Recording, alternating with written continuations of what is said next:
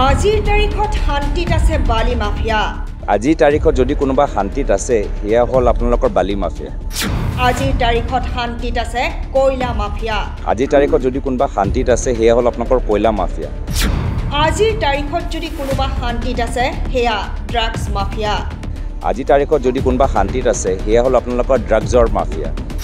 আজিৰ তাৰিখত শান্তিত আছে মুখ্যমন্ত্ৰীৰ ঘনিষ্ঠসকল। মুখ্যমন্ত্ৰীৰ লগত যিসকল ঘনিষ্ঠ এইখিনি আটাইতকৈ আজি শান্তিত আছে।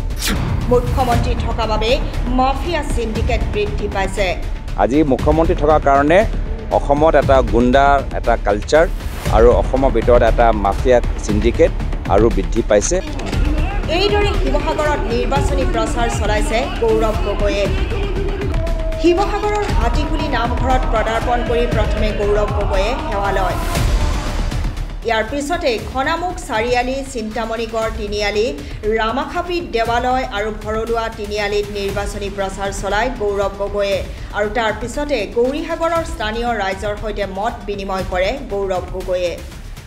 আগৰ আমগুৰি বিধানসভা সমষ্টিৰ অন্তৰ্গত যি গৌৰীসাগৰ ব্লক আছে সেই গৌৰীসাগৰ ব্লকৰ ভিতৰত আজি প্ৰথম আজি দিনটো আৰম্ভণিত এটা নামঘৰত আমি সোমাই সেৱা জনাইছোঁ ৰাইজৰ প্ৰতি। আৰু ইয়াত আহিলেই মই প্ৰয়াত অঞ্জন দত্ত দেৱলৈ মোক মনত পৰে যে তেওঁ কিমান জটিল পৰিৱেশত ৰাইজৰ মাজত সমাজ সেৱক হিচাপে কাম কৰিছিল। এজন যথেষ্ট সফল মন্ত্ৰী আছিলে। গোটেই ট্ৰান্সপৰ্ট ডিপাৰ্টমেণ্টটো তেওঁ কেনেদৰে পুনৰ্জীৱিত কৰিলে সেইটোৱে সকলোৱে জানে। আৰু আজিৰ তাৰিখত তেওঁৰ যে স্পিৰিট আছিলে এটা যোদ্ধা স্পিৰিট আছিলে।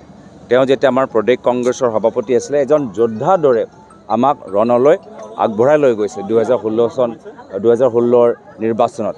আজি তেখেতৰ সেই যে যোদ্ধা আৰু যোগাত্মক যে তেওঁলোকৰ ব্যক্তিত্ব আছিলে এই যোগাত্মক ব্যক্তিত্ব আমি আজি তাৰ অভাৱ আমি অনুভৱ কৰিছোঁ।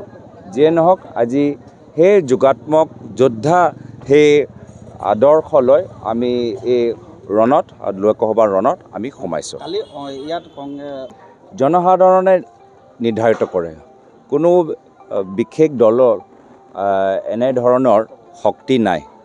জনসাধাৰণ আটাইতকৈ শক্তিশালী আৰু এই ধৰণৰ অহংকাৰী মন্তব্যহে প্ৰমাণ কৰে।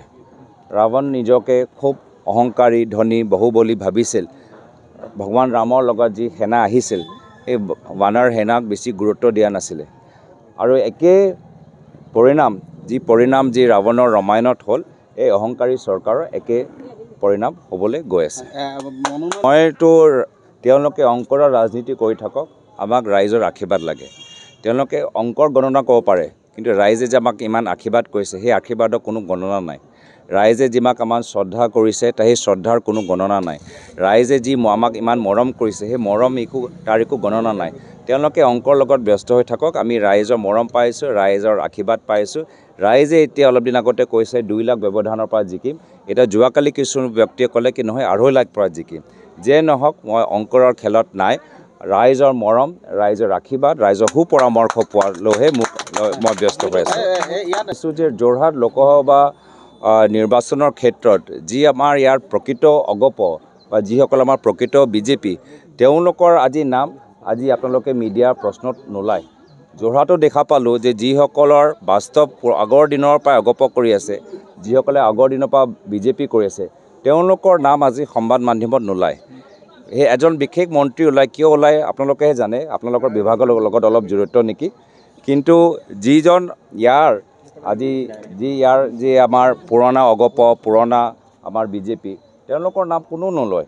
যোৰহাট লোকসভাৰ ভিতৰত যোৰহাট তেওঁলোকৰ জিলা যে সভাপতি আছে আগৰ আমাৰ কলিতাদেৱ তেখেতৰ কিমান স্থান আছে সেইটোও মই নাজানো।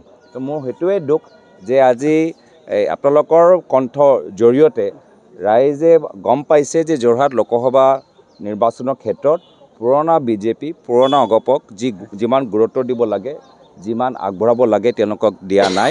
তেওঁলোকক আঁতৰাই ৰাখিছে। তেওঁলোকৰ ভিতৰত যে এটা শীতল যুদ্ধ আছে, লবি কেন্দ্ৰিক যে ৰাজনীতি তাৰ ভিতৰতে আছে, তাৰে এটা ইংগিত, তাৰে এটা প্ৰমাণ যিমান সততাৰে এজন অগপ কৰ্মীয়ে অগপ কৰিছে, যিমান সততাৰে বিজেপি এজন বাস্তৱ কৰ্মী বিজেপি কৰিছিলে, যিমান সততাৰে এজন RSS কৰ্মী RSS কৰিছিলে, ইমান সততা যাৰ নাম আপোনালোকে লৈছে তাত নাই। এইখিনি আয়াৰাম গায়াৰাম হিন্দীত এটা আছে, আয়াৰাম গায়াৰাম। তো আয়াৰাম গায়াৰামৰ কথা লৈ আমি ইমান চিন্তিত নহয়। আজি যি সততাৰে যিখিনি মানুহ আজি বিজেপি অগপ RSS কৰিছে, তেওঁলোকৰ আজি স্থান নাই, সেইটো আপোনালোকৰ প্ৰশ্নৰ জৰিয়তে আমি ব্যক্ত পাইছোঁ। মুখ্যমন্ত্ৰী কিছু টিভিত ওলাবলৈ কিছু কথা কয় আৰু টিভিত ওলাবলৈ কিছু কাম কৰে। যোৱাকালি আমি গম পাইছোঁ যে তেওঁ জিলা উপায়ুক্ত অফিচতো সোমাই তেওঁলোকে মডেল যে কোড অফ কণ্ডাক্ট থাকে তাৰ উলংঘন কৰিছে। তো সেইটো তেওঁলোকৰ আগৰ চৰিত্ৰ, তেওঁ আইন ভাঙি ভাল পায়। ছাত্ৰ সমাজতো বিভিন্ন আইন উলংঘন কৰিছে, পিছত বিভিন্ন সময়ত তেওঁ ব্যক্তিগত জীৱনত বিভিন্ন আইন উলংঘন কৰিছে। এতিয়াও তেওঁলোকে বিভিন্ন আইন মৰ্যাদা আদৰ্শ উলংঘন কৰি থাকে, সেইটো তেওঁৰ ব্যক্তিত্ব আমি তাত ক'বলৈ কি আছে, মানুহে চিনি পায় তেওঁ।